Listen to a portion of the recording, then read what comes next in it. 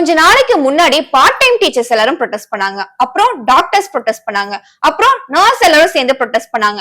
இப்போ sanitary workers வந்து protest பண்ணிட்டு இருக்காங்க. அடுத்து ஆம்புலன்ஸ் ஒர்க்கர்ஸும் ப்ரொடெஸ்ட் பண்ண போறதா அனௌன்ஸ் பண்ணிருக்காங்க. எதனாலன்னு பாத்தீங்கன்னா இப்ப விலைவாசி எல்லாம் ஏறி போயிடுச்சு. இந்த அடிப்படையில எங்களுக்கு 30% ஊதிய உயர்வு வழங்கணும் அப்படின்னு சொல்லிருக்காங்க. இல்லனா வர அக்டோபர் மாசத்துல வேலை நிறுத்த போராட்டத்துல ஈடுபடுவோம் அப்படின்னு ஆம்புலன்ஸ் ஒர்க்கர்ஸ் எல்லாருமே வார்னிங் கொடுத்திருக்காங்க. தமிழ்நாட்டுல 1300க்கும் மேற்பட்ட ஆம்புலன்ஸ் இருக்கு. அதுல 7000க்கும் மேற்பட்டவங்க வேலை செஞ்சுட்டு வராங்க. இத இஎம்ஆரையும் ஜிஹெச்எஸ் நிர்வாகம் தான் பராமரிச்சுட்டு வராங்க. ஆல்ரெடி இந்த நிர்வாகத்துக்கு மேல கம்ப்ளைண்ட் இருக்கு. என்னன்னா போதுமான அடிப்படை வசதிகள் எதுவும் செஞ்சு தரல, சேலரி இன்கிரிமெண்ட் கொடுக்கல அப்படின்னு ஒர்க்கர்ஸ் எல்லாருமே கம்ப்ளைண்ட் பண்ணிட்டு வராங்க. ஒர்க்கர்ஸ் எல்லாருக்குமே 60% சேலரி இன்கிரிமெண்ட் கொடுக்கணும் அப்படிங்கிறது தான் இஎம்ஆர்ஐக்கும் தமிழ்நாடு கவர்மெண்ட்டுக்கும் இருக்கிற ஒப்பந்தம்.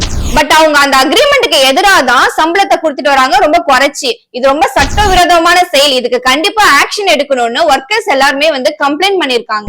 இது சம்பந்தமா அவங்க கவர்மெண்ட் கூட பேச்சுவார்த்தையும் நடத்திருக்காங்க. ஆனா அவங்களுக்கு அதுல உடன்பாடு இல்ல. அதனால வர அக்டோபர் மாசத்துல நாங்க வேலை நிறுத்த போராட்டத்துல பண்ண போறோம் அப்படின்னு அனௌன்ஸ் பண்ணிருக்காங்க.